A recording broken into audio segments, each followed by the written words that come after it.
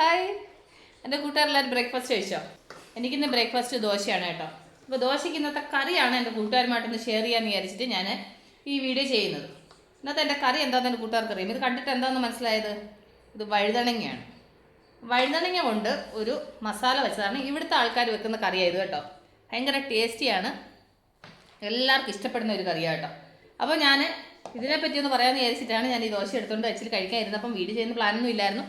പെട്ടെന്ന് ശരി എന്നാൽ കഴിക്കാനിരുന്നാലും എന്നാൽ ഇതിനെക്കുറിച്ചൊന്ന് പറയാമെന്ന് വിചാരിച്ചു. അപ്പോൾ എൻ്റെ കൂട്ടുകാർക്ക് ഈ വഴുതണങ്ങ മസാലയുടെ റെസിപ്പി വേണ്ടുന്നവർ എൻ്റെ കൂട്ടുകാർ ഇന്ന് ഇടുന്ന എൻ്റെ വ്ളോഗ് കാണണം കേട്ടോ.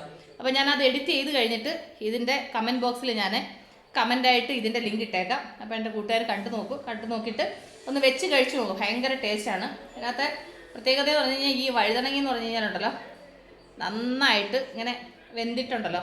ഈ വഴുതണങ്ങ കഴിക്കാൻ ഭയങ്കര ടേസ്റ്റാണ്. വഴുതണങ്ങ ഇഷ്ടമല്ലാത്തൊരു ഈ വഴുതണങ്ങ കഴിക്കും, അത്ര നല്ല ടേസ്റ്റ് കേട്ടോ. അപ്പം അതൊന്ന് പറയാമെന്ന് വിചാരിച്ചിട്ടാണ് ഈ വീഡിയോ അയച്ചിട്ട് ഞാൻ ചെയ്യുന്നത്.